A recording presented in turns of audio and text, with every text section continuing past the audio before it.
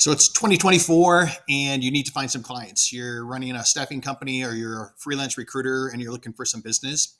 So this morning I was on a call with a group of recruiters and I was sharing with them how I use Sales Navigator to find clients, and it's been super successful for me. So I wanted to put together this video, which I'll be sharing with them shortly, but I'm also going to put it on my YouTube channel in regards to how I use LinkedIn Sales Navigator to find clients. So first, Sales Navigator is a paid version of LinkedIn. Actually, you know what I'm going to do? I'm going to turn off my camera just because I'm not going to be looking at it. I'm going to be looking at my screen. Okay, so Sales Navigator costs $99 a month if you pay for it monthly. If you pay for it annually, it's a little bit cheaper.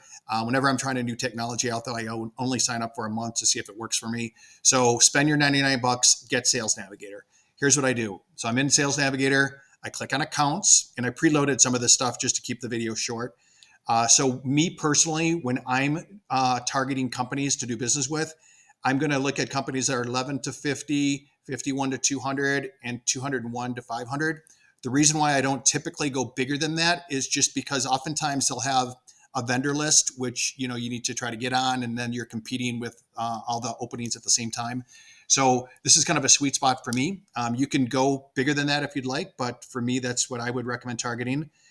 The other thing is I also, with headquarters and locations, I try to go for areas of the country that are growing. So I'm in Denver, Colorado, and even though it's growing here, I do very little business here. I do a fair amount in Arizona, Florida, Texas, North Carolina, Tennessee.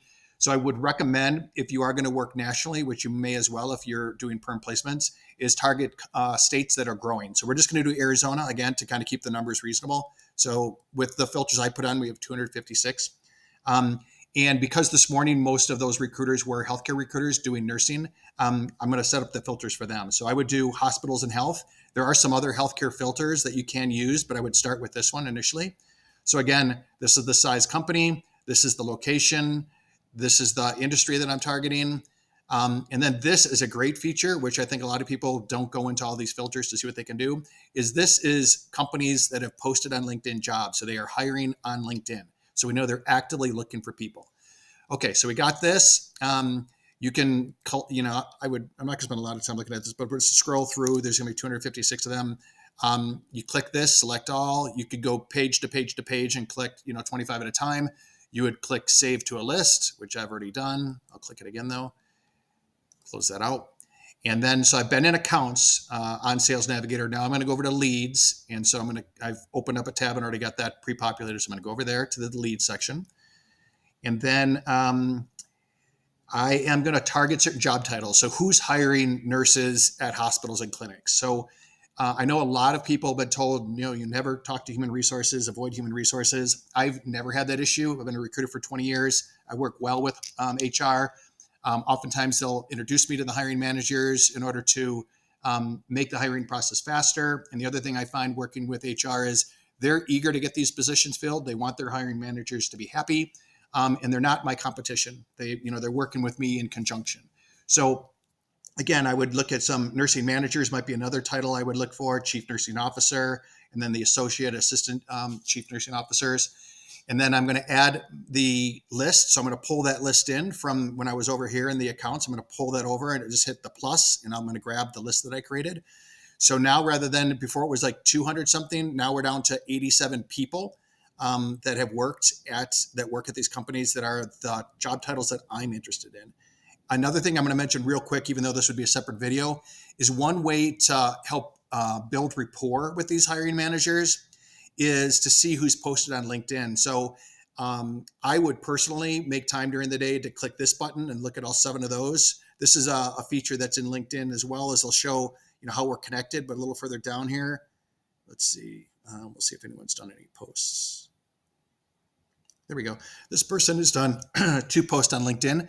So a way I build rapport and I become an authority in my niche is I will click on this and open, and I will post on Timothy's. I will both like it, but I also put a comment in, and I'll comment either some additional information I found valuable, something I liked about the article or the post he did.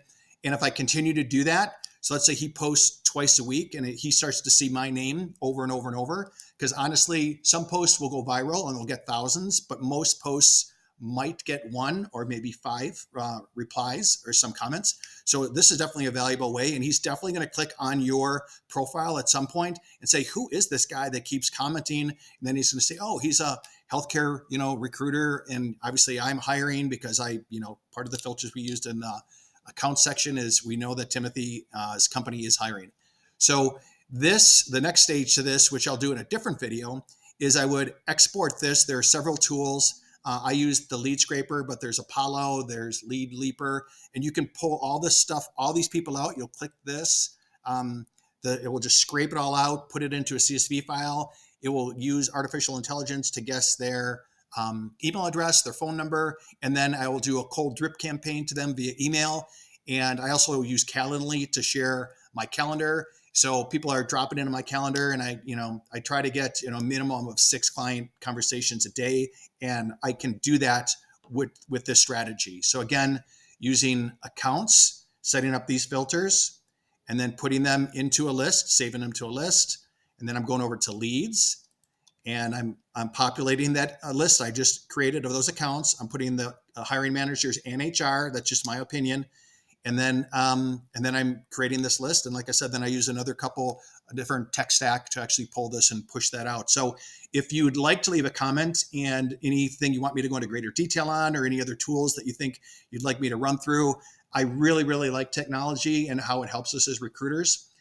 So I'm going to end this thing now, but you definitely place a comment down below in YouTube, or if I put this on LinkedIn, and let me know what else you'd like to learn.